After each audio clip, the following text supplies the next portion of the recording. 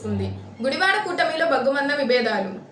నాగవరపాడు సెంటర్లో తమ సొంత డబ్బులతో జనసేన కార్యకర్తలు ఏర్పాటు చేసుకున్న జనసేన పార్టీ దిమ్మను ఇటీవల కాలంలో వైసీపీ నుండి టీడీపీలోనికి వచ్చిన బీసీ నాయకుడిగా పేరొందిన వ్యక్తి జనసేన జెండా దిమ్మపై పలుగుతో కూల్చడానికి ప్రయత్నం చేసినట్లు విశ్వసనీయ సమాచారం.